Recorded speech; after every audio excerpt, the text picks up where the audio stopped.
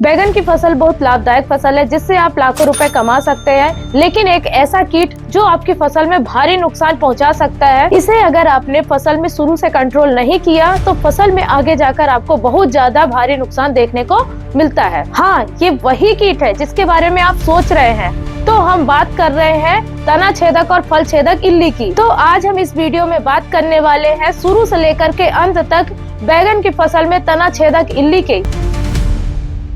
नमस्कार किसान मित्रों, कात्यायनी ऑर्गेनिक्स के YouTube चैनल पे आपका स्वागत है। तो हम बात करते हैं कि बैगन की फसल में इल्ली का क्या प्रभाव पड़ता है, वो फसल को कैसे डैमेज करती है और उसे कंट्रोल कैसे करना है। तो चलिए किसान मित्रों, हम जानते हैं कि बैगन की फसल में सबसे ज्यादा कौन सी इल्ली नुकसान पहुंचाती है। तो बैगन की फसल में सबसे ज्यादा नुकसान पहुंचाने वाली इल्ली तना छेदक और फल छेदक इल्ली है। तो अब हम बात करते हैं इल्ली की लाइफ साइकिल के बारे में।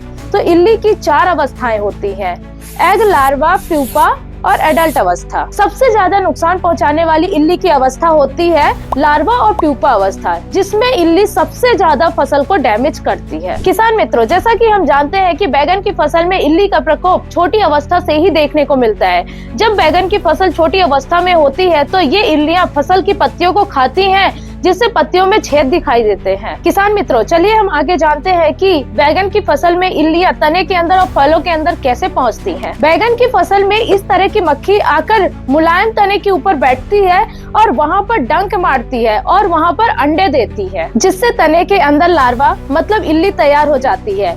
ये इल्लियां तने के अंदर के गूदे मतलब कि जाइलम और फ्लोएम भाग को खा लेती हैं, जिसके कारण तने का वो भाग पहले मुरझाया हुआ और बाद में सूखा हुआ दिखाई देता है। जहाँ से तने मुरझाए या सूखे हुए दिखाई देते हैं, अगर आप वहाँ से तने को तोड़ कर देखते हैं तो आपको तने के अंदर इल्लियां दिखाई देंगी। और यही सेम प्रोसेस बैगन के फलों के अंदर भी होता है, जिसके कारण फलों में छोटे छोटे छेद दिखाई देते हैं और फलों को फाड़ के देखने पर फलों के अंदर इल्लियां दिखाई देती हैं। जब ये इल्लियां फलों को ज्यादा डैमेज कर देती हैं तो उस टाइम पर फल सड़ जाते हैं और खराब हो जाते हैं। इन इल्लियों के कारण फलों की क्वालिटी बहुत ज्यादा खराब हो जाती है, जिसके कारण आपको मार्केट में फलों का रेट भी नहीं मिल पाता है। किसान मित्रों, जैसा कि अभी हमने बात कर लिया है कि बैगन की फसल में इल्लियां कैसे अटैक करती हैं और उनके क्या लक्षण दिखाई देते हैं। किसान मित्रों, अब हम आगे बात करने वाले हैं कि इन इल्लियों से 100% तक फसल को कैसे छुटकारा दिलाया जाए, क्योंकि बहुत से किसान मित्र तरह तरह की महंगी महंगी दवाइयों का उपयोग कर लेते हैं, लेकिन फसल को पूरी तरीके से इल्लियों से छुटकारा नहीं दिला पाते, जिसके कारण फसल में बहुत ज्यादा नुकसान देखने को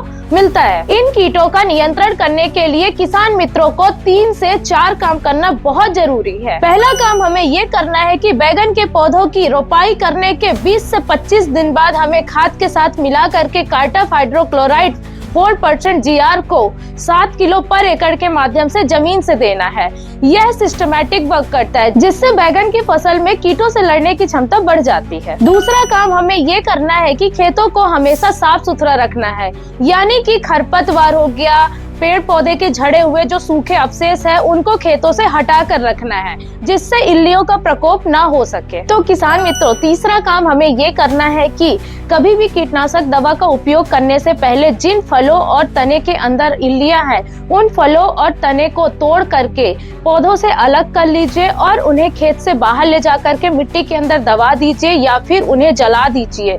उसके बाद कीटनाशक दवा का उपयोग करें। ऐसा करने से कीटनाशक दवा से जो तने और फलों के अंदर की इल्लियां नहीं मर पाती हैं, उनका दोबारा से अटैक पौधों में नहीं हो पाएगा। चौथा काम हमें ये करना है कि बैगन की फसल में 10 से 15 दिन के अंदर पे हमें कीटनाशक दवा का उपयोग करते रहना है। अब हम आगे इन इल्लियों के नियंत्रण के लिए सबसे असरदार दवाइयों के बारे में बात करेंगे। सबसे पहले हम ऑर्गेनिक कीटनाशक की बात करते हैं। तो ऑर्गेनिक कीटनाशक में कात्यायनी का फिनिसिट, जिसे 100 ml पर एकड़ के माध्यम से उपयोग किया जाता है। अब हम बायो कीटनाशक की बात करें तो कात्यायनी का भस्म ब्यूवेरिया बेसियाना, जिसे 750 ml पर एकड़ के माध्यम से उपयोग किया जाता है। किसान मित्रों, अब हम बात करने वाले हैं बैगन की फसल में इल्लियों को कंट्रोल करने के लिए सबसे ज्यादा असरदार टॉप 5 रासायनिक कीटनाशक के बारे में। पहला कीटनाशक है क्लोरांट्रानिलिप्रोल 18.5% SC फॉर्म में, जिसे 50 ml पर एकड़ के माध्यम से उपयोग किया जाता है। दूसरा कीटनाशक है लैम्डासाइलोथ्रिन 4.9% CS फॉर्म में,